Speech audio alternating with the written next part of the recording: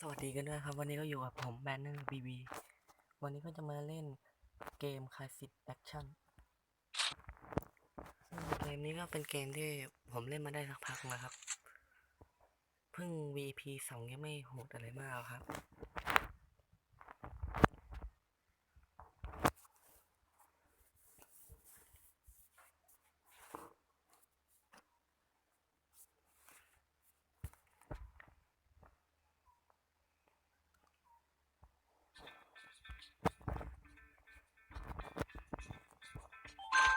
ก็ตอนนี้ตัวก็เพิ่ง VP 2เลเวล27ครับแล้วก็พวกอาวุธปืนอะไรก็มีประมาณนี้ครับโทษทีครับเน็ตไม่ค่อยดีพวกปืนอะไรก็จะมีแค่นี้แหละครับไม่มีอะไรมาก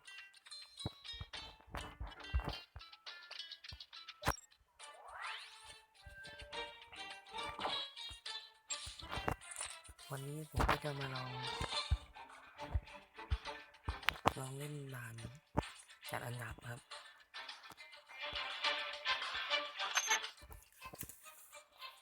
ผมก็เล่นไม่ได้เก่งอะไรมากครับพอดีเพิ่งเล่น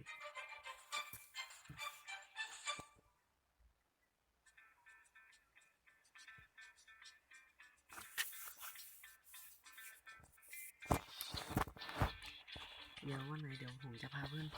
ผมเล่นเกมเนี่ยคลาสสิกแอคชั่นเนี่ยครับเล่นกันหลายคนจะได้สนุกเดี๋ยวผมจะทำคลิปอีกทีนึงครับเกมก็เริ่มแล้ว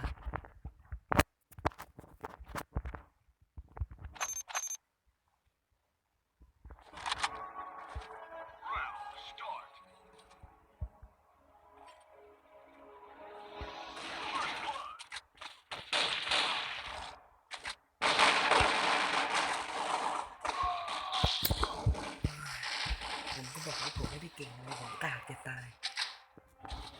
เดินให้มันดีใช่ฝีมือผมก็มีแค่นี้แหละครับคนที่เล่นนี้เล่นไม่เซียนอ่ะ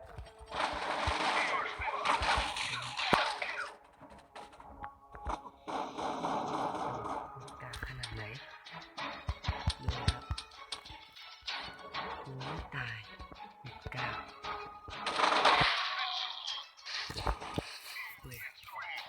เด็กผมกากขนาดไหนครับ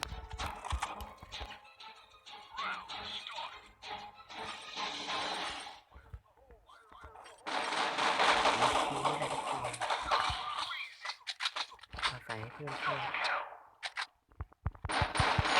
ได้แล้วครับตัวเฮดช็อต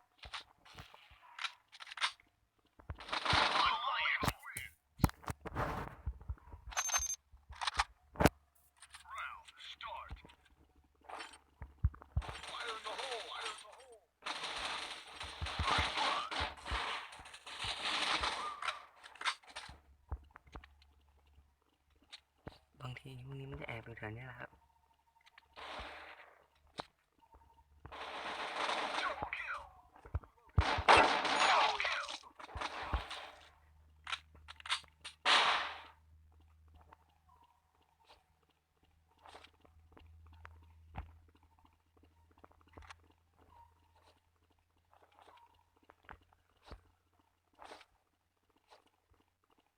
มันจะครบ3 รอบเนี่ยมันยังไม่เห็นตัวเลย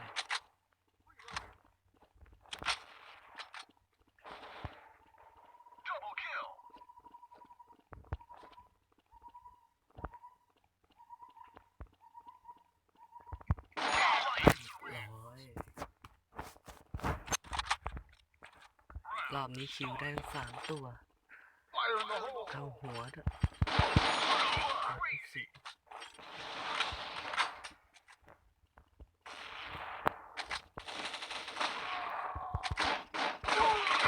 มันได้สไลด์ไฟหัว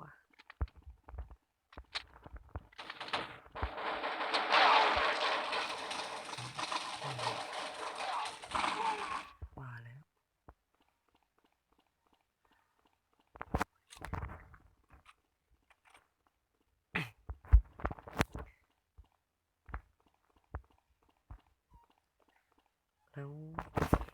กาศไว้ก่อนเลยครับเดี๋ยวผมจะทำกิจกรรมแจกบัตร True Money มูลค่า100 บาทครับเดี๋ยวผมจะทำลง YouTube วิธีก็ช่วยติดตามด้วยนะครับช่อง Banner BB เดี๋ยวผมทำกิจกรรมสุ่มเอาสองคนที่จะได้ไปครับ Fire in the hole! Reloading! แก้แค้น Fire in the hole! ผมไม่เห็นตรงนั้นเลยว่ามันอยู่ตรงนั้นเนี่ยผมไม่เห็นนะเนี่ย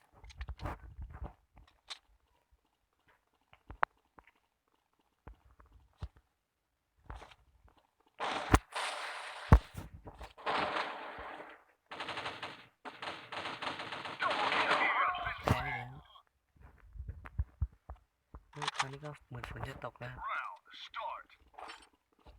Fire in the hole!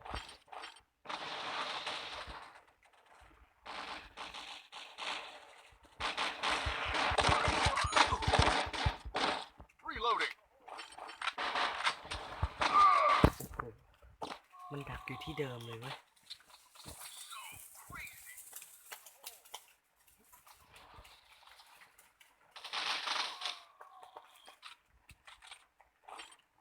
Fire in the hole! โอ้ยเมื่อไหร่จะจบเกมวะเนี่ย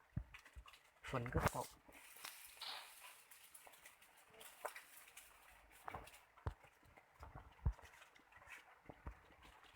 มาแล้ว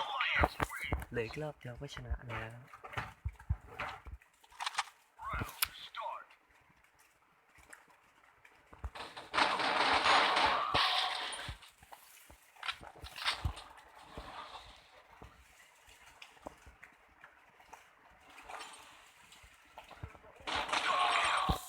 เอ้า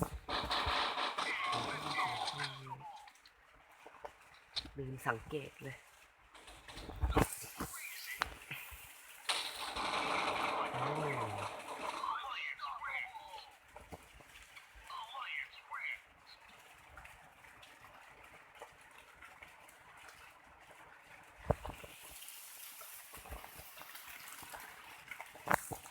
โอ้วันนี้ก็ขอลาไปก่อนสวัสดีครับ